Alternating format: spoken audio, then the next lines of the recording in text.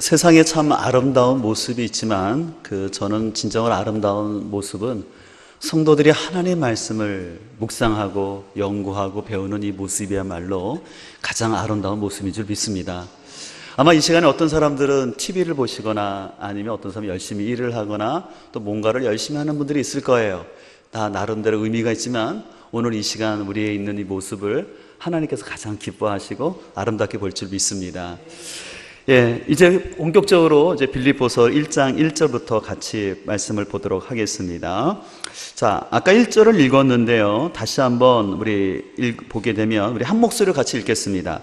그리스도 예수의 종 바울과 디모데는 그리스도 예수 안에 있는 빌립보에 사는 모든 성도와 또한 감독들과 집사들에게 편지하노니. 자, 여기서 편지의 발신자가 나오죠. 그러니까 저자가 나오죠. 누굽니까? 바울과 디모데.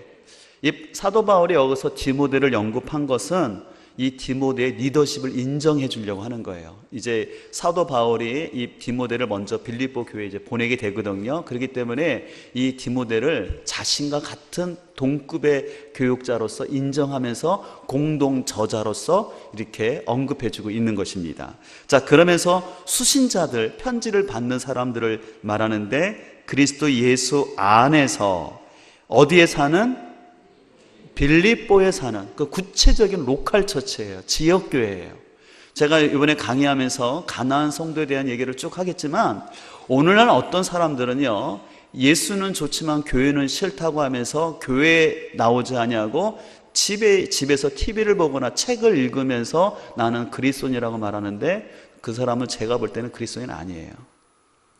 그리스도인이 된다는 것은 지역교회에 속해야 되는 거예요. 비록 지역교회에 상처도 있고 흠도 있고 연약함이 있지만 그 지역교회에 있어야 되는 거예요.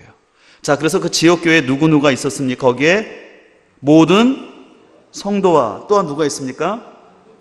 감독들과 집사들이 있었어요. 자, 여기 보니까 자, 먼저 봅시다.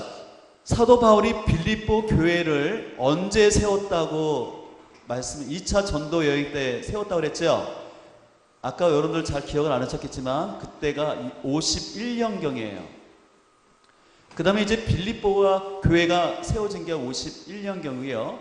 이 편지를 보내는 쓸 때, 기록할 때, 기록 시기는 언제냐면 10년이 지난 62년경에 쓰여졌어요. 그러니까 이제 교회가 지금 몇 년 된 거예요? 한 11년 된 거죠? 11년이 됐고요. 자, 그리고 이 기록 장소가 있어요. 제가 그 얘기는 아까 안 들었는데 어디서 지금 사도 바울은 쓰고 있냐면요, 사도 바울이 로마에 있어요. 특별히 가택연금, 완전히 감옥에 갇힌 건 아니고요, 가택연금 상태. 그래서 쉽게 말해서 어쨌든 감옥에 있다.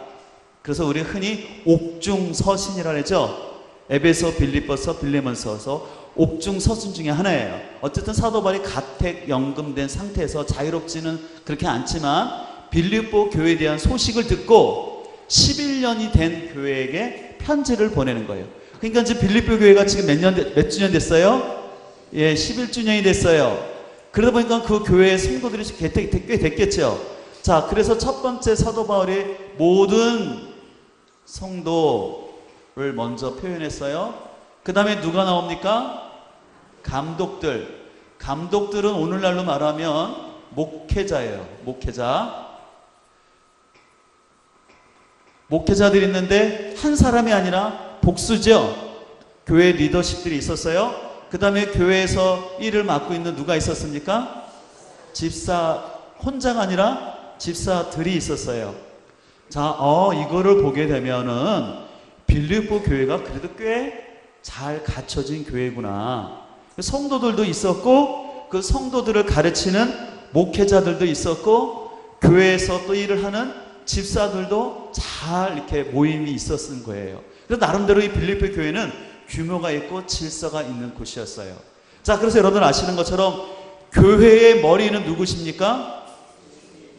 교회의 머리는 예수 그리스도, 예수님이셔요. 그러나 분명히 기억할 것은 예수 그리스도께서 교회의 머리지만 우리 모두는 뭡니까? 그리스도의 몸이죠.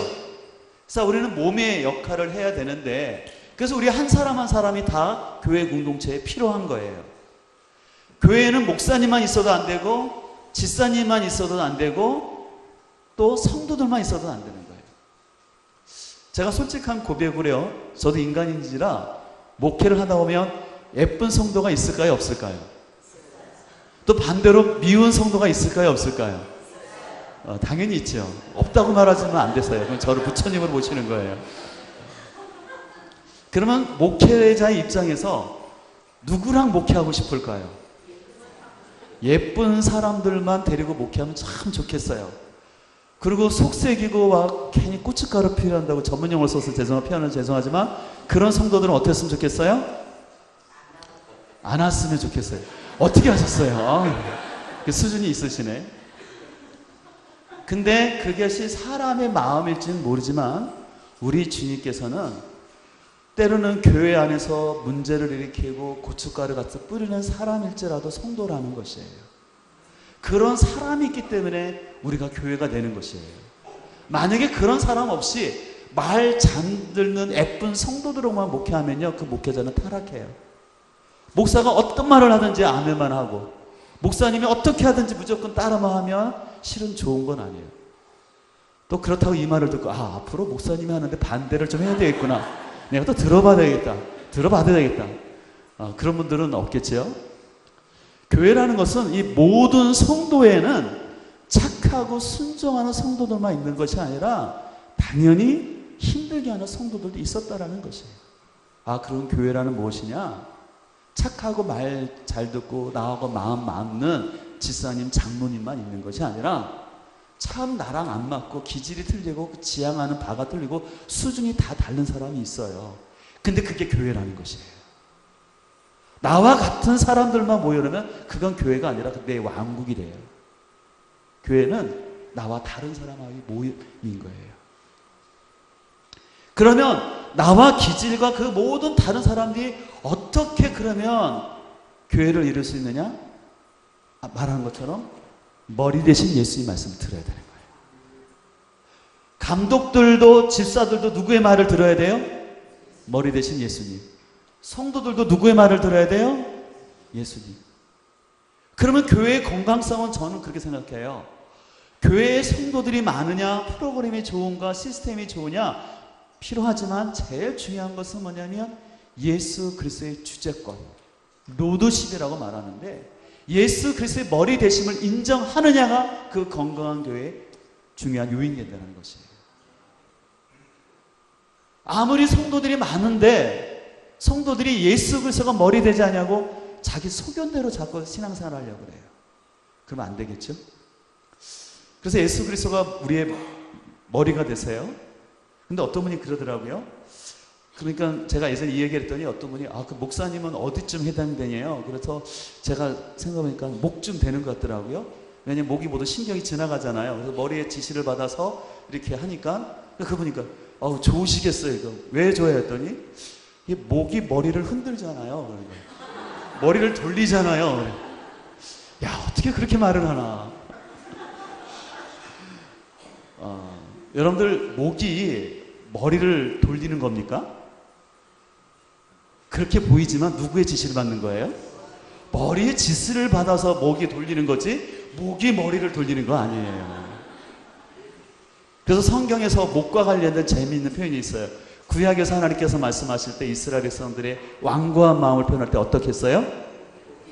목이 곧은 백성. 그래서 여러분 신앙생활하면서요, 목이 곧다라는 것은 머리 대신 예수의 말씀을 따르지 않냐고 자기 자존심, 자기 감정대로 신앙생활하는 사람, 다시 말해서 목에 기부스한 사람이에요. 근데 하나님이 참 싫어하세요. 또 한 가지 싫어하는 사람은 제가 지금 말한 것처럼 자기가 목으로 착각해서 머리를 돌리려고 하는 사람, 범사에 내 뜻대로 관찰하려고 하고 무슨 행사를 하더라도 내 뜻대로 하려고 하는 이 머리를 돌리려고 하는 사람은 위험해요. 그래서 여러분 신앙생활을 꼭 기억할 것은 목이 굳은 백성이 되지도 말고, 곧은 백성 되지 말고, 머리를 돌리려 하는 백성 되지 말고, 우리는 예수 그리스도의 그 머리 되심을 인정해야 될 줄 믿습니다.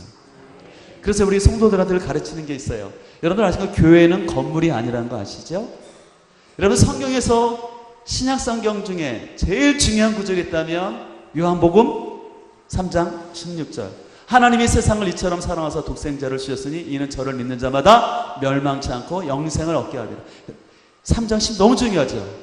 근데 요한복음 3장 16절과 함께 또 기억해야 될 요한복음이 아니라 3장 16절이 있어요. 찾아보겠습니다. 시간이 없지만 고린도전서 3장 16절 보겠어요. 이 얘기를 좀 하고 지나갈게요. 고린도전서 3장 16절입니다. 이 말은요, 여러분들 신앙생활하면서 요한복음 3장 16절과 함께 고린도전서 3장 16절을 꼭 잊지 말으셔야 돼요. 제가 가진 성경 266쪽입니다. 찾으신 분들 같이 있습니다. 너희는 너희가 하나님의 성전인 것과 하나님의 성령이 너희 안에 거하시는 줄을 알지? 자, 말합니다. 자, 너희가 뭐가 됐다라는 거예요? 하나님의 뭐가 됐습니까? 성전이 됐어요. 성전이 됐다라는 말은 오늘날 말아서 교회가 됐다라는 것이죠. 누가요? 우리가, 내가 이제 성전이 되었고 내 안에 누가 계시는 거예요? 진리의 영이신 성령님이 거하시는 거예요. 이건 너무나 중요한 거예요. 아, 교회는 단순히 건물이 아니라 예수 그리스도를 영접하고 성령이 거하는 우리가 교회가 됐구나. 그러니까 내가 교회인 거예요. 자, 그래서 한번 저 따라 하실까요? 여러분들 오른발로요 바닥을 치면서 여기는 예배당. 네. 좋은 말로 할 때 따라 하시면 좋아하실 것 같아요. 네. 자, 좋은 말로 할 때 따라 하세요. 자, 여기는 예배당. 그리고 오른손으로 가슴을 치면서 나는 성전. 나는 성전. 그 옆에 사람과 손잡고 뭐라냐면 우리는 교회. 우리는 교회. 이거 아무데나 안 가르쳐준 거예요. 이게 중요한 거예요. 여기는 예배당이에요. 당은 집당자예요. 건물인 거예요. 그리고 이제 우리가 성전이 됐어요. 성령님이 거하시는 성전이 됐고 이제 예수 그리스도를 영접한 우리 한 사람 한 사람 우리가 뭐라는 거예요? 교회를 이뤘다는 거예요. 그 우리가 교회를 이루는데 아까도 기억할 것은 내 마음에 맞는 사람만 있는 것이 아니라 나와 틀리고 다툼이 있는 사람일지라도 우리가 한 교회라는 그 의식을 가져야 된다는 것이죠. 그래서 교회 되기 위해서는 예수 그리스도의 주대신 이것이 고백돼야 돼요. 그렇기 때문에 그런 고백을 가지고 있는 성도들을 향해서 2절에서 말합니다. 사도 바울은 하나님 우리의 아버지와 주 예수 그리스도로부터 은혜와 평강이 너에게 있을지어다 말합니다. 이제 3절 말합니다. 구체적으로 이제 내가 너희를 생각할 때마다 나의 하나님께 뭐합니까? 감사. 그러니까 지금 사도 바울은 이 빌립보 교회를 기억할 때마다 감사가 나오는 거예요. 그래서 4절 간구할 때마다 너희 무리를 위하여 어떻게 간구한다랍니까? 기쁨으로 항상 간구한다는 거예요. 그러니까 사도 바울이 빌립보 교회를 생각하면 어떤 교회인 거예요? 기쁨이 있는 교회인 거예요. 여러분들 목회자가 어느 집사님과 어떤 장로님, 성도를 생각할 때 딱 그분은 기쁨이 있어요. 그런 성도 되기를 간절히 소망합니다. 어떤 집사님만 생각하면 근심이 되고 언제 믿음에 자랄까? 왜 저렇게 하면 안 되는데? 라는 그런 성도들이 아니라 딱 목사님이 기도하면서 생각할 때 그 기쁨이에는 웃음이 미소가 흘러나오는 그런 우리 모두가 되길 소망합니다. 자, 그러면서 5절 왜 그렇게 기쁨으로 얘기하냐면 너희가 첫날부터 이제까지 바로 51년 전에 교회가 세워진 날부터 이제까지가 61년 62년경 거의 10년 동안 그들이 뭐를 위해서 참여했어요? 그렇구나. 복음에다 동그라미 쓰세요. 그들이요 사도 바울에게 먹을 거 사주고 사도 바울에게 칭찬해주고 그런 것이 아니라 사도 바울은 무엇 때문에 기뻐한 거예요? 복음에 함께 참여하는 사람 되기 때문에 좋은 거예요. 여러분들 왜 사람이 마음에 기억하냐면요 내가 소중히 여기는 사람, 소중히 여기는 걸 같이 할 때 감사하고 기억되는 사람이에요. 사도 바울은 복음을 소중히 여겼거든요. 그러니까 빌립보 교인들 뭐 했어요? 복음을 소중히 여기고 이 일에 동참했기 때문에 그런 거예요. 자, 6절입니다. 너희 안에서 착한 일을 시작하신 이가 그리스도 예수의 날까지 이루실 줄을 우리가 확신한다고 말합니다. 내가 너희 무리를 위하여 이와 같이 생각하는 것이 마땅하니 이는 너희가 내 마음에 있음이며 나의 매인과 복음을 변명함과 학정함에 너희가 다 나와 함께 뭐 했습니까? 은혜에 참여한 자가 됐다는 거예요. 자, 여러분들 지금부터요 볼펜을 가지고 체크를 하시는데 매임, 자 7절에다 매임 동그라미 하시고요, 그 다음에 13절 이름으로 나의 매임이 그리스도 안에서 모든 시대 안과 그 밖에 모든 사람에게 나타났으니, 자 13절 나의 매임 동그라미 주시고요, 14절 형제 중 다수가 나의 매임으로 말미암아 거기다 동그라미, 그 다음에 17절 그들은 나의 매임의 괴로움을 그것은 나의 매임이라고 했어요. 자, 지금 사도 바울이 매었다고 말하고 있죠. 이 매었다라는 것은 뭐냐면 족쇄가 채워졌다라는 것이에요. 족쇄. 그러니까 자유롭지 못하다라는 거예요. 아까 제가 말씀드렸죠. 지금 이 빌립보서를 기록하고 있는 장소가 로마였다 그랬죠. 지금 사도 바울은 가택 연금된 상태로서 자유롭지 못하고 매어 있어요. 자, 사도 바울이 지금 매어 있습니다. 그러니까 자유롭지 못해요. 근데 뭐 때문에 매었어요? 예, 사도 바울은 복음 때문에 매어 있어요. 근데 사도 바울만 매임에 있는 것이 아니라 지금 이 빌립보 교인들도요, 실은 유대주의자들로부터 또 로마의 가치관을 따르고 있는 그 로마 빌립보에 사는 사람들로 인해서 굉장히 그들이 부자연스럽고 어려운 가운데 있었어요.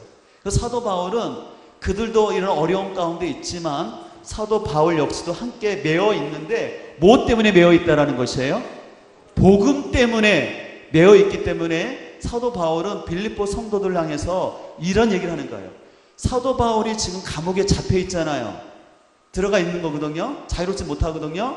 그러면 일부 성도 중에는 사도 바울이 범법자가 아닌가, 로마의 법을 어긴 사람이기 때문에 국가에서 내리는 형벌을 받고 있는 게 아닌가라고 의심하면서 걱정하는 사람이 있을 수가 있다는 것이에요. 왜냐하면 아까 로마 빌립보라는 지역이 로마 황제의 직할시였고 로마밖에 로마로서 로마의 법을 굉장히 따르는 사람들이라고 했잖아요. 근데 그런 도시에서 봤을 때 사도 바울이 로마 감옥에 갇혔다라는 것은 뭔가 저 사람은 국가의 반역죄를 지거나 범죄했기 때문에 감옥에 갇힌 게 아닌가라고 사람들이 오해할 수가 있었다라는 거예요. 근데 사도 바울은 말합니다. 내가 그것 때문에 그런 것이 아니라 내가 감옥에 간 것은 다른 이유가 아니라 내가 나쁜 짓을 해서 남의 돈을 탈취하는 게 아니라 복음 때문에 내가 매여 있다라는 것이에요. 그게 여러분 가운데도 혹시 여러분들이 복음 때문에 매여 있다면 그걸 부끄러워하지 말고 기뻐하라는 것이에요. 그래서 여러분들, 우리 사람은요 뭔가에 매일 수밖에 없어요. 근데 중요한 것은 내가 무엇에 매이냐가 중요한 거예요. 어떤 사람은요 삶 속에서 제일 많은 사람들이 뭐에 매일까요? 돈에 매이죠. 예.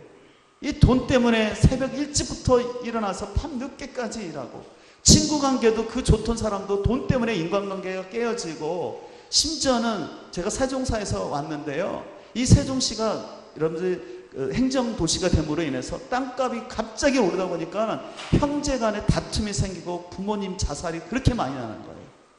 예전에는 거들떠보지도 않는 몇만 원짜리 논이었는데 지금은 그 땅값이 비싸니까 돈 때문에 부자 간의 관계가 깨어지고 아버지가 죽기만 하면 소송 걸겠다라고 형제 간에 벼르고 있어요. 안타깝더라고요. 저희 주변에서도 몇 사람이 자살했어요. 결국은 돈에 매여 있으니까 사람들이 그런 거예요. 또 오늘날 사람들이 어디에 매여 있습니까? 인정받음. 인정받는 게 필요해요. 그러나 잘못된 인정에 갈급하여서 사람들이 나를 어떻게 생각할까? 나의 명예에 매여 있는 사람들이 많이 있어요. 사람은요, 어차피 인생을 살면서 내가 무엇에 매여 사느냐가 중요하거든요. 근데 오늘 사도 바울은 무엇에 매였다 그랬어요? 복음에 매여 있어요. 여러분들, 복음에 매이는 것이 진정한 자유인 거예요. 여러분, 자유의 개념은 두 가지가 있어요.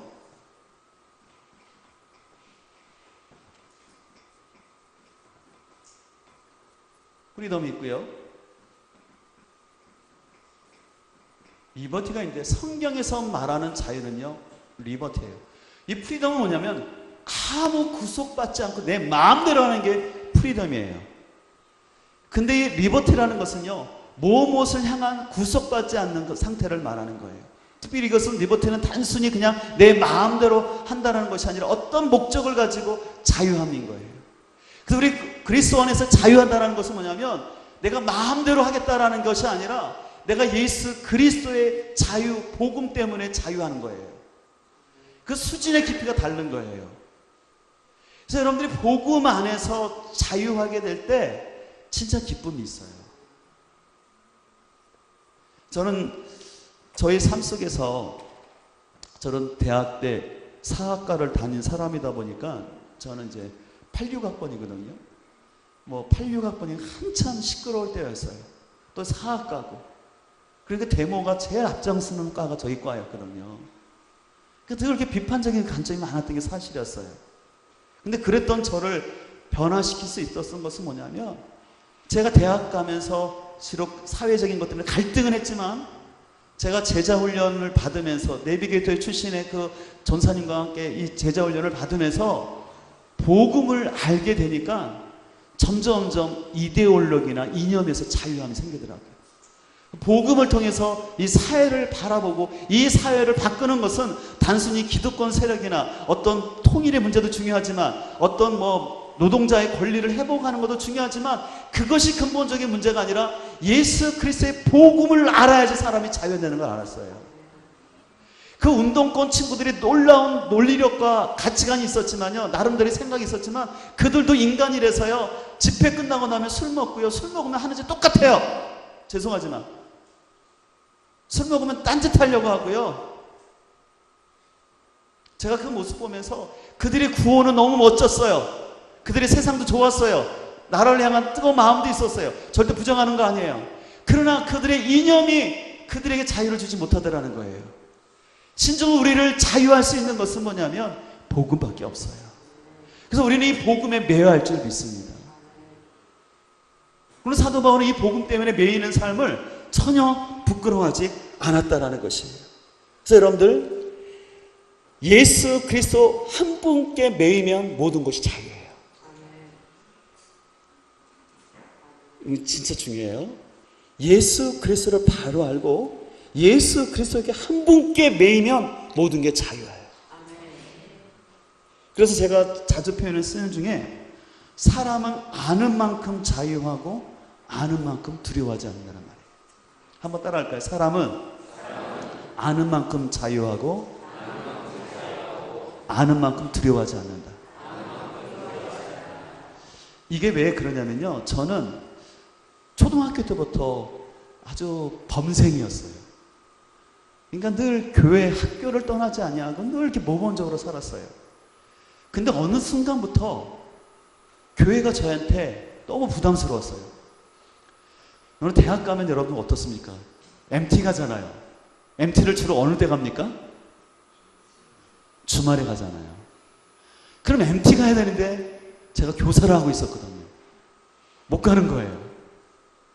또 저희 사학과는 여러 지역을 돌아다니는데 돌아난 다음에 저녁에는 꼭 파티를 해요. 무슨 파티를 하는지 아세요?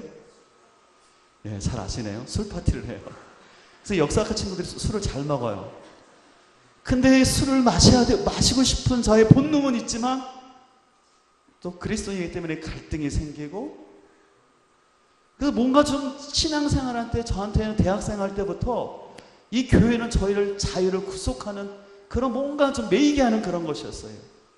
근데 그랬던 제가 아까 말한 것처럼 복음을 서서히 알게 되고 종교적인 삶에서가 아니라 복음을 알게 되니까 자유함이 생기더라고요. 저는 바라기는 여러분들이 예수 그리스도의 복음을 분명히 알므로 복음의 매임으로 자유할 수 있는 우리 모두가 되길 소망합니다. 그래서 사도 바울은 그래서 이렇게 복음에 매어 있다라고 얘기하면서 성도들에게도 그렇게 얘기를 하고 있는 거예요. 자, 그러면서 이제 9절 이렇게 얘기합니다. 내가 기도하노라 너희 사랑을 지식과 모든 총명으로 점점 더 풍성히 하사 너희로 지극히 선한 것을 분별하며 또 진실하여 허물 없이 그리스도의 날까지 이르고 예수 그리스도로 말미암아 의의 열매가 가득하여 하나님의 영광과 찬송이 되기를 원하노라. 자, 보세요. 9절. 사도 바울이 뭘 위해서 기도했습니까? 사랑을 위해서 기도하죠. 사도 바울이 그래서 사랑을 위해서 기도하는 것 같아요. 근데 더 엄밀하게 보게 되면은 그 사랑은 어떻게 이루어지냐면 지식과 모든 청명함으로 점점 풍성하게 하사. 자, 이 말은 뭐냐면요. 여러분, 사랑이 참 중요한데요. 사랑이 중요한데 사랑은 그냥 되는 것이 아니라요.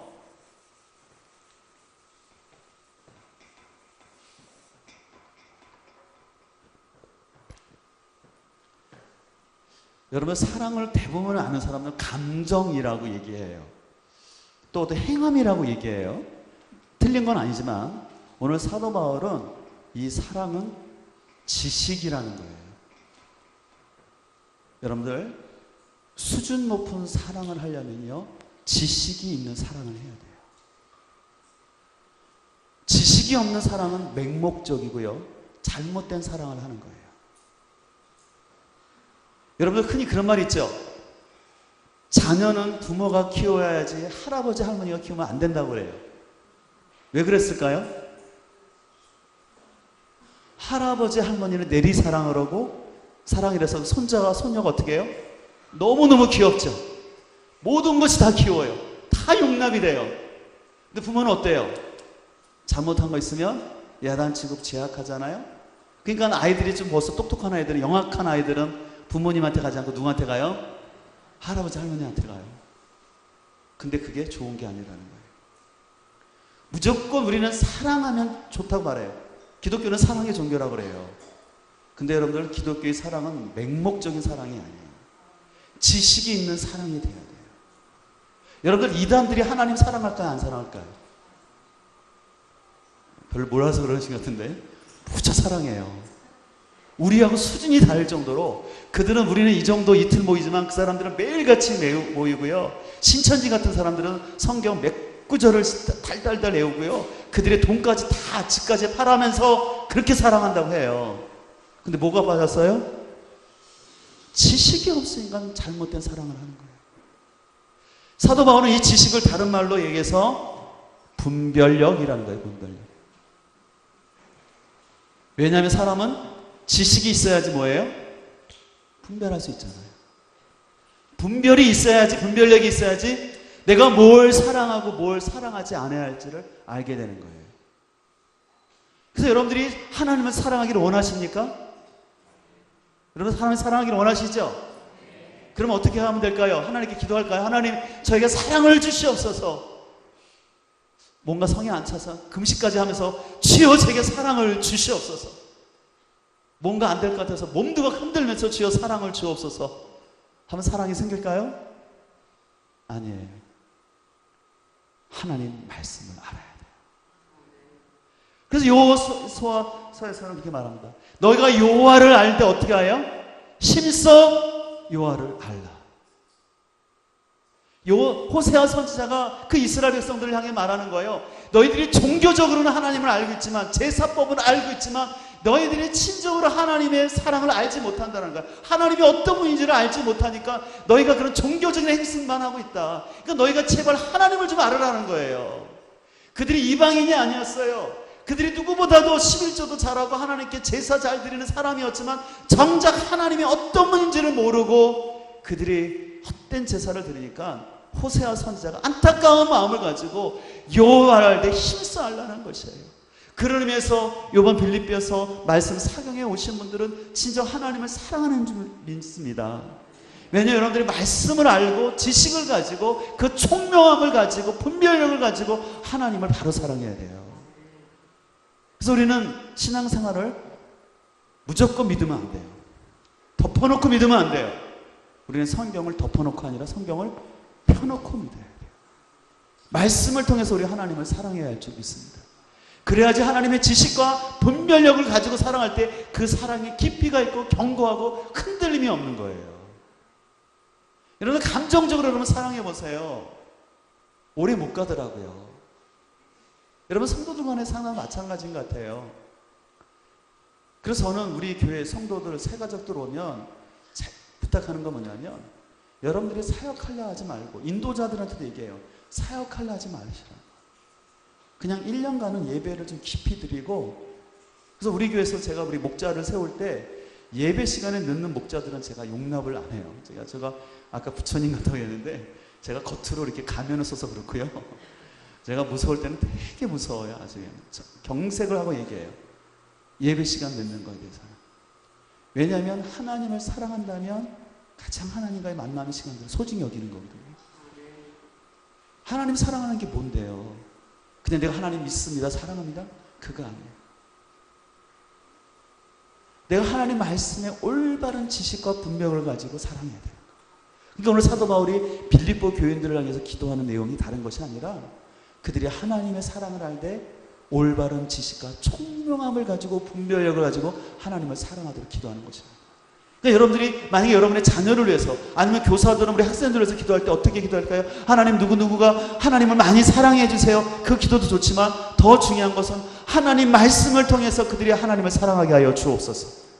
말씀의 분별력을 통해서 하나님 사랑케 하여 주옵소서. 그렇게 기도해야 한다는 것입니다. 자, 그렇게 됐을 때 10절 너희로 지극히 선한 것을 분별하며 또 진실하여 허물 없이 그리스도의 날까지 이룰 수 있다는 거예요. 지식에 기반된 사랑이어야지만 그리스도의 날까지 흠없이 이룰 수 있어요. 그리고 그렇게 됐을 때 11절에 예수 그리스도로 말미암아 의의 열매가 가득하여 하나님께 뭐가 됩니까? 영광과 찬송이 될 수 있다는 거예요. 그러니까 여러분들 하나님께 사랑할 때 우리는 이 지식과 분별력이 있어야 돼요. 청명함이 있어야 돼요. 제가 아까 말한 이단들이 하나님을 그렇게 사랑해요. 그런 문제는 그들에게 지식과 총명함이 없음으로 인하여 하나님께 영광과 찬송이 되는 것이 아니라 하나님이 오히려 영광을 가리우는 거예요. 자, 그래서 오늘 사도 바울은 이렇게 얘기를 합니다. 자, 그러면서 이 빌립보서 가운데 여러분들 굉장히 반복되는 단어가 있는데요. 나라는 단어예요. 나와. 또 내가, 내게라는 단어가 여러분들 찾을 필요는 없지만 65회나 반복돼요. 1인칭을 많이 쓰고 있어요.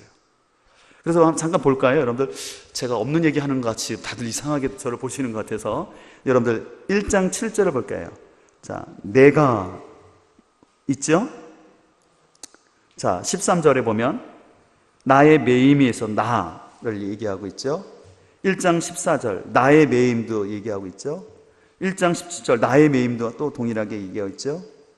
자, 뒤에 넘기면 2장 18절에 보게 되면 이와 같이 너희도 기뻐하고 나와 함께 나라고 표현하고 있고요. 또 22절도 디모데 연단을 너희가 안 하니 자식의 아버지에게 한것 같이 나와라고 또 얘기를 하고 있습니다. 또 4장 그러면 4장 3절에 또 참으로 나와 되어 있고요. 4장 21절 그리스도 예수 안에 있는 성도에게 각각 문안하고 하라 나와 함께라고 얘기하고 있습니다. 자, 그러면 왜 사도 바울이 1인칭이라는 표현을 65회나 이렇게 많이 사용했는가? 그것은 뭐냐면 그만큼 빌립보 교회하고는 아주 친밀한 가운데 있었기 때문에 나라는 표현을 할 수 있었어요. 아주 친밀하기 때문에 서로 알기 때문에 나라는 표현을 많이 쓴 것이었어요. 자, 이것을 통해서 제가 좀 깨닫는 것은 뭐냐면요. 우리의 신앙은요, 철저히 나의 복음이 돼야 되고, 나의 간증이 돼야 돼요. 이 말은 뭐냐면요. 여러분들 다른 사람의 간증 들으면 은혜스럽잖아요. 또 우리가 그런 분들을 초청해다가 집회도 하지 않습니까? 근데 우리는 다른 사람의 간증을 통해서 은혜 받는 것도 필요하지만 더 중요한 것은 나의 복음이 있어서 나의 간증이 있어야 돼요.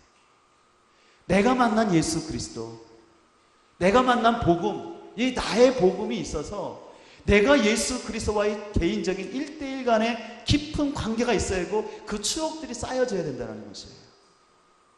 그리고 여러분들 성도들과 교제하기 위해서는요, 내가 있어야 되는 거예요. 이 말은 굉장히 중요한 말인데요. 이 말은 뭐냐면요, 성도들과 진정한 교제를 하기 위해서는요, 나라는 존재가 없고는 안 되는 거예요. 왜 그리스도들이 자꾸 착각하는 거 뭐냐면 이 자기 부인한다는 것을 너무 잘못 이해해가지고 자신의 인격과 자기가 좋아하는 것, 자기의 개성들을 다 없애버리고 그냥 부처님처럼 그냥 아무 변동도 없이 그냥 무중력 상태에 있는 그 상태로 사람과 교제하는 거라는데 아니에요. 다른 사람과 진정한 교제를 하려고 하면요, 나의 얘기를 할 수 있어야 돼요. 나의 생각을 얘기해야 되고요, 나도 나의 생각을 얘기하고 상대방도 그 사람의 자기의 생각을 그대로 얘기할 때 거기서 교제가 되는 거예요. 여러분, 교제할 때 제가 제일 힘든 사람 중에 하나는 뭐냐면 자기 속 얘기를 안 하는 사람.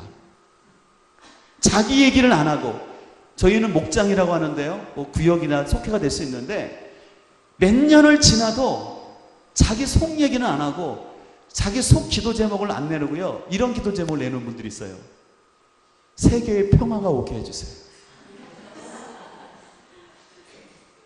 세종시가 변화되게 해주세요. 저는 목장 보고서를 늘 봤거든요. 매주마다 성도들의 기도 제목을 봐요. 그러면 어느 성도들의 기도 제목은 진짜 간절한 기도가 나와요. 하나님, 제가 이런 질병이 있고 우리 자녀 이런 문제가 있어요. 그러면 이런 집사님, 이 성도 이 꿈이 있구나, 막 기도가 다 나오거든요. 이제 어느 때 죄송하지만 기도하기 싫은 사람이 있어요. 누굴까요? 지금 말한 사람. 세계에 평화가 오게 해주시고 세종시가 어떻게 되게 해달라고. 아니, 목장 모임에 그 기도 하지 말라는 게 아니라 해야 돼요. 아니, 그러나 목장이나 구역에서 모였으면 내 얘기를 해야 될 거 아니겠어요? 그렇죠? 자기 얘기는 안 하고 그냥 그런 붕 뜨는 얘기를 하면 결국은 자기를 오픈하지 않는 거예요. 그럼 그 사람들이 친밀감이 있을까요? 겉도는 거예요. 그럼 그 사람들은요, 언젠가는 어려움이 떠나요. 여러분들 교회 다니면서 여러분들 예배가 참 중요하잖아요. 근데 여러분들 공적인 예배를 잘 드린다고 성도들과 친해질까요? 예배가 중요하긴 중요하지만 우리는 공적인 예배와 더불어 나의 속마음을 나눌 수 있는 사람들이 필요한 거예요. 내 얘기를 해줄 수 있는 사람, 나의 원통한 마음, 나의 속상한 마음, 억울한 마음을 들어줄 누군가가 있어서 나의 얘기를 할 수 있는 두 사람이 만나고 세 사람이 있어야지 그게 그리스도의 몸이 되는 거예요. 나의 얘기는 쏙 빼놓고 나의 상처 얘기도 하지 않냐고, 그냥 겉도는 얘기만 하고 자꾸 정치 얘기만 하고, 또 아니면 PD수첩에서 봤던 어느 교회 목사님 얘기만 하고, 어느 교회, 저는 우리 교회에서 제가 분명히 가르친 게 있어요.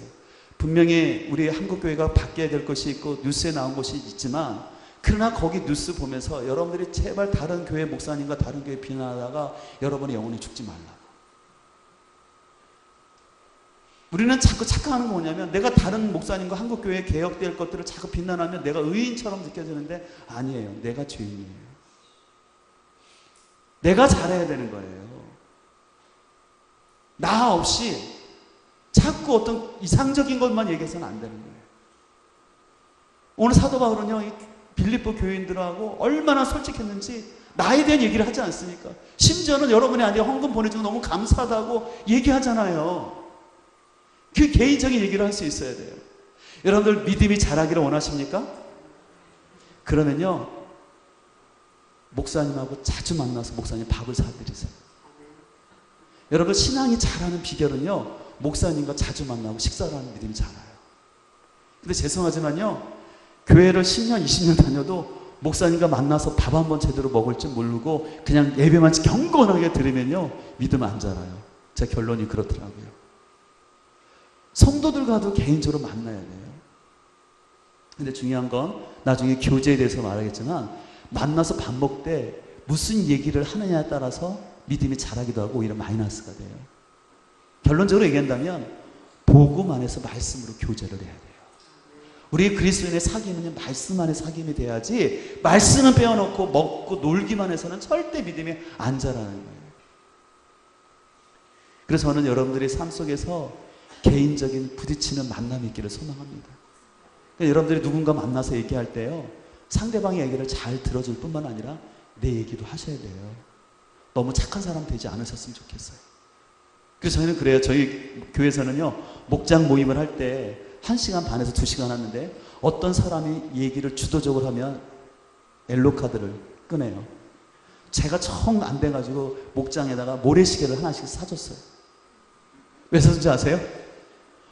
너무 한 사람이 자기에게만 계속하면 목장에 온 사람들이 지쳐요. 내 얘기를 하고 가야지 사람들이 마음이 풀리거든요. 그래서 저는 여러분들이 하나님과 개인적인 나의 복음, 나의 간증이 있기를 소망할 뿐만 아니라 성도들 가운데서 만나서 나의 얘기를 할 수 있기를 소망합니다. 나와 나가 만나야지 대화가 되는 거예요. 오늘 사도 바울은 그런 의미에서 솔직하게 자기에 대해서 쭉 얘기를 할 수 있는 사람인 거예요. 이게 건강한 그리스도인의 모습이라 할 수 있습니다. 자, 다시 1장 15절로 들어와서 12절 말합니다. 형제들아, 내가 당한 일이 바로 로마 감옥에 갇혀 있는 거예요. 도리어 복음 전파의 진전이 된 줄을 너희가 알기를 원하라. 부끄러워하지 말라라는 거예요. 이러므로 나의 매임이 로마 감옥에 갇혀 있음이 그리스도 안에서 모든 시대 안과, 이 시대 안하는 것은 뭐냐면 감옥은 아니고요, 어떤 그런 약간 자유가 있는 그런 공간이에요. 그 밖에 모든 사람에게 나타났으니 형제 중 다수가 나의 매임으로 말미암아 주 안에서 신뢰함으로 겁없이 하나님 말씀을 더욱 뭐합니까? 담대히 전하는 사람이 있었다라는 거예요. 오히려 힘을 얻어서 사도 바울도 복음을 전하다가 이렇게 연금된 상태였는데 우리라도 더 열심히 전해야겠다라고 하는 그런 사람이 있었다는 거예요. 그러나 15절, 어떤 이들은 투기와 분쟁으로, 이 어떤 사람들 바로 사도 바울의 대적자들인데요, 어떤 이들은 착한 뜻으로 그리스도를 전파한다는 것이에요. 이들은 내가 복음을 변증하기 위해 세우심을 알고 사랑으로 하나, 그들 바로 대적자들인데 나의 매임에 모함을 더하려고요? 괴로움을. 여기서 단순히 괴로움이 아니라 사도 바울이 죽기를 바라는 거예요. 사형 선고 받아서 죽기를 바라는 그런 마음을 가지고 의도적으로 더 복음을 전했다는 거예요. 순수하지 못하게 더 다툼을 일으켜서 그리스도를 전파한다는 것이에요. 여러분들 이런 경우 당하면 얼마나 속상하겠어요. 내가 복음을 전하다가 감옥에 갇혔는데, 어떤 사람은 선한 의도로 계속해서 복음을 전하는 사람이요, 어떤 사람은 사도 바울이 죽기를 바람으로, 빨리 사도 바울이 죽기를 바라는 마음으로 더 왜곡되게 막 복음을 전하는 사람이 있다면 얼마나 속상하고 잠 못 잘 일 아니겠습니까? 근데 사도 바울은 너무나 놀라운 고백을 해요. 18절, 그러면 무엇이냐? 거칠어로 하나, 그러니까 순수하지 못한 동기로 하나, 참으로 하나, 선한 마음으로 하나, 무슨 방도를 하든지 전파되는 것은 누굽니까? 그리스도니, 이로써 나는 뭐합니까? 기뻐하고 기뻐한다. 저는 제가 이 로마 빌립보서의 주제를 예수 그리스도가 최우선이다라고 생각했던 이유 중에 하나가 이 내용을 읽으면서, 여러분 인간적으로 한번 생각해 보자는 거예요. 사도 바울이 부처님이 아니에요. 여러분 자기가 복음 때문에 전해서 감옥 가택연금이 되었는데, 어떤 사람들은 사도 바울이 그냥 단순히 괴로움 정도가 아니라 빨리 그 사형 온도를 받게 하기 위해서 사도 바울을 더 힘들게 만들어서 복음을 더 요란스럽게 전하는 거예요. 그래서 복음 때문에 소란이 일어나서 로마 당국이 아예 안 되겠다, 저 사도 바울이 괴수니까 우두머리니까 빨리 사도 바울을 죽여야 되겠다, 그런 의도로 복음을 전했다라는 거예요. 그럼 사도 바울이 얼마나 속상하고 원통하고 한이 맺히겠습니까? 사도 바울은 근데 그러지 않다는 거예요. 무슨 방도를 하나 전파되는 건 누구시니? 그리스도니. 내가 기뻐하고 기뻐하노라. 지금 사도 바울의 기쁨이 요인이 뭐예요? 그리스도였어. 복음이면 괜찮다는 거예요. 그들이 악한 의도를 가지고 나를 빨리 죽이려고 복음을 전한다 할지라도 그리스도의 복음이 전파된다면 나는 기뻐할 수 있다는 것이에요. 이것이 수준 높은 신앙의 모습이라는 것이에요.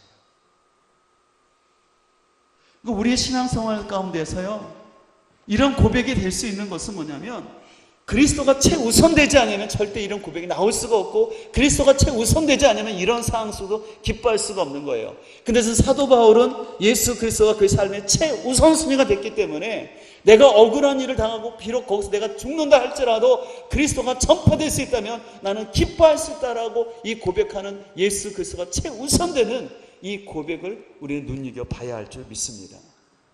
비록 내가 아직 그렇게 못한다 할지라도 오늘 사도 바울은 기쁨의 이유가 다른 것이 아니라 그리스도의 복음이 전파된다면 나는 기뻐한다라고 말하는, 이 사도 바울이 깨달았던 이 복음이 무엇이간데 그는 자기가 죽는다 할지라도 그리스도가 전파되는 것 때문에 나는 기뻐한다고 말했는지를 기억을 하셔야 돼요. 자, 그렇기 때문에 그렇게 말하고, 자 19절, 이것이 너희의 강구와 그리스도의 성령의 도우심으로 나를 구원에 이르게 할 줄을 아는 거로. 여기서 구원을 이르게 한다는 것은 뭐냐면요, 견딘다라는 거예요. 옆에서 볼펜서로 견딘다. 이게 견딘다는 건 뭐냐면 지금 이 억울하고 속상하고 어려운 이 감옥의 상황에서 견뎌내는 거예요. 사람들이 나를 죽이려고 잘못된 그런 악한 마음을 복음도 전할지라도 내가 지금까지 견뎌내는 거예요. 그래서 20절, 나의 간절한 기도와 소망을 따라 아무 일이든지 부끄러워하지 아니하고 지금도 전과 같이 온전히 담대하여 내가 여기서 풀려나든지 죽든지 내 몸에서 누가 종기 되기를, 예, 그리스도가 종기 되기를. 그러니까 삶과 죽음을 넘어서 예수 그리스도가 최우선되기 때문에 이 고백을 하는 것이에요. 그래서 21절, 이는 내가 사는 것이 그리스도니 죽는 것도 뭐합니까? 유익함이라. 그리스도가 최우선됐기 때문에 이 고백을 할 수 있는 거예요. 그러나 만일 육신으로 사는 것이 내일의 열매일진데 무엇을 택하여야 할지 나는 알지 못하느라. 내가 그 둘 사이에, 이것은 뭐냐면 내가 죽든지 사는 것 둘 중에 차라리 세상을 떠나서 그리스도와 함께 있는 것이 훨씬 더 좋은 일이라, 그렇게 하고 싶다라는 거예요, 자세 바울의 마음은. 그러나 내가 아직 살아서 육신으로 있는 것이 너희를 위하여 더 유익함이기 때문에 내가 뭡니까? 내가 이 감옥에 있는 것들을 견뎌낸다라는 것이에요. 그래서 내가 살 것과 이 살다라는 건 석방된다라는 거예요. 석방되어서 그들과 함께 빌립보 성도들을 만나는 거예요. 그리고 너희 믿음의 진보와 기쁨을 위하여 너희 무리와 함께 거할 것을, 이것을 확신하노니, 내가 다시 너희가 함께 이 복음의 기쁨을 나눌 것을 확신하기 때문에 내가 나간다는 거예요. 그래서 26절, 내가 다시 너희와 같이 있으므로 그리스도 예수 안에서 너희 자랑이 나로 말미암아 어떻게 해요? 풍성하게 있기를 바란다는 거예요. 그러면서 오늘 이 얘기를 이렇게 얘기하는 이유는 뭐냐면 바로 27절과 28절을 얘기하려고 이렇게 쭉 얘기하는 거예요. 27절, 오직 너희는 그리스도의 복음에 뭐합니까? 합당하게 생활하라. 이 합당하게 생활한다는 건 시민권자답게 살라라는 거예요. 너희가 로마 시민권의 그 특권을 누리는 것처럼 복음에 합당하게 생활하는 것이에요. 이는 내가 너희에게 가보나 떠나 있으나 너희가 한 마음으로 서서 한 뜻으로 복음의 신앙을 위하여 뭐합니까?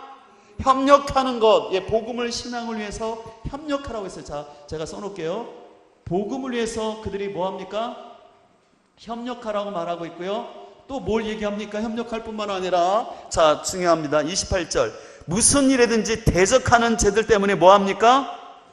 두려워하지 아니하니 이 일을 듣고자 함이라. 이것이 그들에게는 멸망의 증거요. 이것은 뭐냐면요, 사도 바울이 감옥에 잡혀 있지만 그럼에도 복음을 위해서 살아가는 것처럼 지금 빌립보 교인들이 고난 가운데 있지만 그럼에도 불구하고 그들이 복음 때문에 고난을 받으면서 살아가는 모습이 그들에겐 증거가 되어서, 와, 하나님은 살아계시구나, 예수 그리스도의 복음은 진리구나 라는 것이 사람들에게 증거된다라는 것이에요. 자, 그렇기 때문에 너희에게는 구원의 증거니 하나님께 더 낫다라고 얘기합니다. 자, 사도 바울은 또 얘기를 하는 거예요. 복음을 위해서 협력하는 것과 두려워하지 말라라고 얘기하는 거예요. 여러분들, 사도 바울이 빌립보서를 쓴 이유는 뭐냐면요, 그들이 복음을 위해서 계속해서 협력하여서 그들이 계속해서 버텨나가기를 원하는 거예요. 함께 서기를 원하는 거예요. 그래서 이 협력한다라는 것이 당시에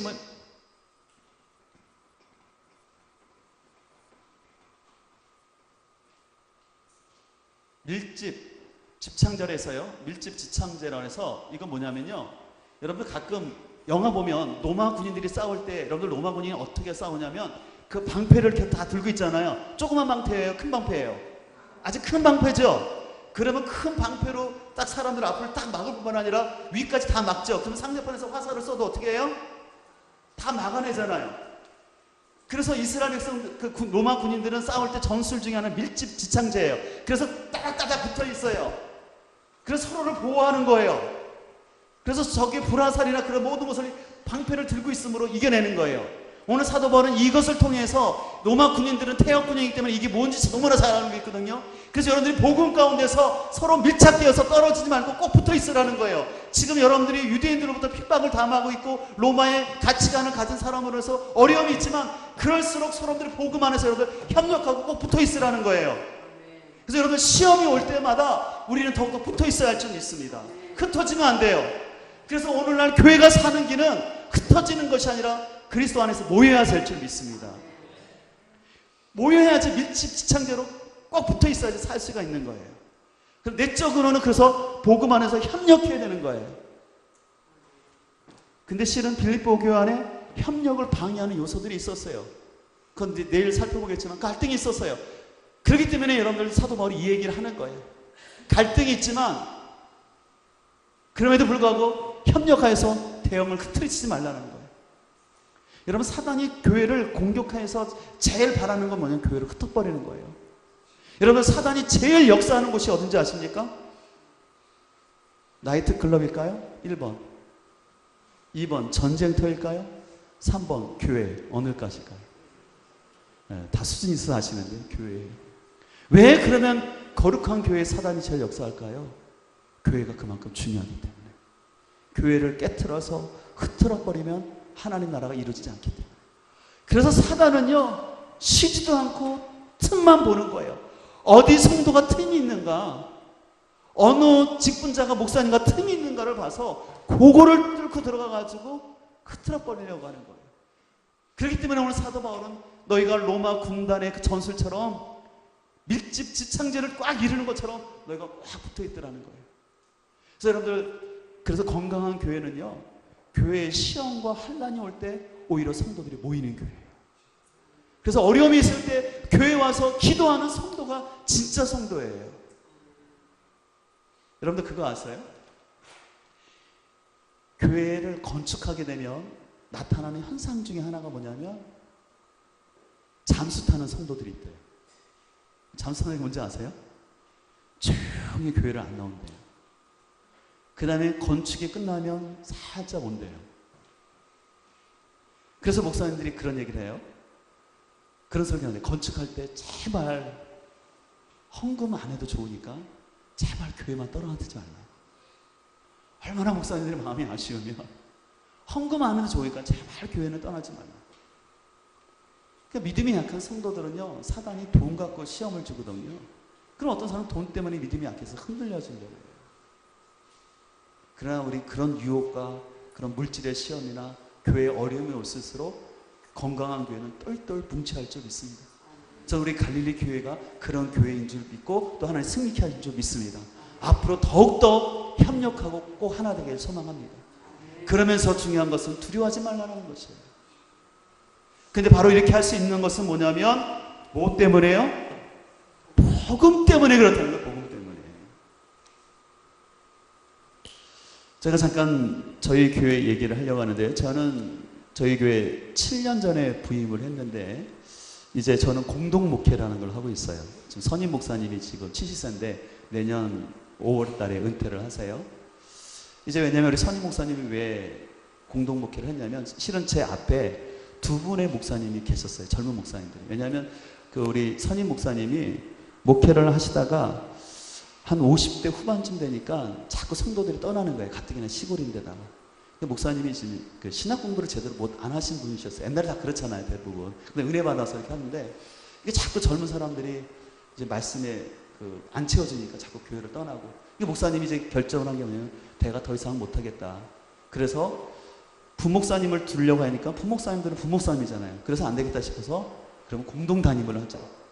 그래서 이제 젊은 목사님들이 제 앞에 두 분씩이나 계셨는데 한 분은 2년 반, 한 분은 2년 하다가 가셨어요. 갔다라는 것은 좋아서 갔을까요? 어려서 갔을까요? 어려서 갔죠, 당연히. 공동 목회가 참 쉽지가 않거든요. 그래서 제가 세 번째 공동 담임으로 갔는데 제가 아직도 잊을 수가 없어요. 그 첫째 날 그 교회 갔을 때 너무 성도들이 딱딱 굳어져 있어가지고요. 너무 말씀을 안 듣는 거예요. 그래서 알고 봤더니 그 성도님들 대부분은 저 목사님은 몇 년을 버틸까? 그 얘기를 했다더라고요. 저 목사님도 2년 버틸까? 아마 1년밖에 안 될 거야. 그런 얘기를 다 했다고 하더라고요. 그러니까 아니나 다를까 저는 이제 공동 목회를 시작하면서 그 선임 목사님과 얘기한 게 있었는데 얘기가 틀려지더라고요. 그래서 제가 에스라 성경대학원을 다닐 때 그 교회를 갔는데 그때 그 동기들이 그러더라고요. 갈 때 문서를 쓰라는 거예요. 각서를 쓰라는 거예요. 몇 년도에 이렇게 한다. 그래서 제가 무슨 그런 걸 쓰냐. 근데 아니나 다를까 지금 갔더니 이렇게 바뀌시더라고요. 근데 바뀌시는데 그런 약속이 안 지켜진 거잖아요. 떠나야 될 상황인 거예요. 근데 떠나려고 생각하니까 이 성도들의 마음이 완전히 교회에 대한 목회자의 대한 불신이 가득할 것 같아요. 그래서 아니다. 버텨내자 결정했어요. 그래서 제가 깨달은 믿음의 진리는요. 버티는 거예요. 따라할까? 믿음은 버티는 것입니다. 그냥 의지로 버티는 것이 아니라 복음 갖고 버텨야 돼요. 그래서 제가 저희 교회 이제 부임을 해보니까 이제 목사님이 아까 말한 신학 공부를 제대로 못 하시다 보니까 성도들을 말씀으로 양육하기보다는 목사님이 이렇게 섬기는 걸 굉장히 잘하셨어요. 그러니까 복지 사역을 많이 하셨어요. 그래서 교회에서 노인대학도 하시고 도시락 배달도 성실히 하셨어요. 근데 문제는 이 성도들과 함께 하신 것이 아니라 그냥 목사님이 주도적으로 하다 보니까 교회에서 노인대학 하다 보니까 이제 어르신들어서 쉽게 해서 예배당을 해서 유행가도 부르고 뽕짝도 틀어지는 거예요. 그러니까 일부 성도들은 너무 싫은 거예요. 교회에서 막 그런 소리가 들리니까 성도들의 마음이 굳어졌어요. 또 저희 교회는 그 목사님 사택이 1층에 있고 예배당이 2층에 있다 보니까 또 시골이잖아요. 그러니까 목사님이 그냥 그 시골 교회 너무 잘 알잖아요. 가족 같아요. 저희가 60년 교회거든요. 그냥 너무 가족 같으니까 예배 시간 딱 11시가 돼서 시작하는 것이 아니라 한 5분쯤, 10분쯤 시작하는 거예요. 저는 막 그게 용납이 안 되는 거죠. 이제 그런 상황 속에서 하나님 우리 교회를 어떻게 세워야 될까요? 기도할 때 하나님께 주신 것은 뭐냐면 복음밖에 없다는 결론을 거뒀어요. 근데 왜 제가 그 결정을 했냐면 우리 교회 갔을 때 전문 집사님들 한 5명이 있었는데 그 중에 한 집사님이 굉장히 목소리가 커요. 그래서 그 집사님만 있으면 마이크가 없어도 돼요. 진짜 커요. 근데 그분 여자 집사님이에요. 진짜 커요. 시원시원하게 다 들려요. 근데 목소리가 큰데 문제는 그 집사님이 내가 복음이 너무 심해요. 무슨 복음이? 내가 복음. 심지어는 이런 거예요. 예배 시간에 아이들이 막 떠들고 움직이잖아요. 그러면 제가 애들 그렇게 하지 말고 단속을 하라고 하잖아요. 그럼 뭐라 하냐면 목사님 예수님께서도 어린아이들이 내게 오는 것을 막지 말라고 했는데 목사님 왜 그렇게 말씀하세요? 제가 너무 황당했어요. 그런 식으로 막 성경을 해석하는 거예요. 근데 그분은 자기가 그래도 똑똑하다고 대학 나왔다고 또 시골에서 그런 거 있잖아요. 대학 나온 사람이면 또 그렇게 인정해진 게 있잖아요. 그 사람들은 그 말을 듣는 거예요. 이거 어떻게 해야 될까요? 그래서 제가 우리 교회에서 한 게 뭐냐면 복음학교를 시작했어요. 말씀이 이끄는. 그래서 저희 교회에서는 지금 4회째를 했는데 1월 초순만 되면 성도들이 40일 동안 나와서 복음에 대해서 같이 나눠요.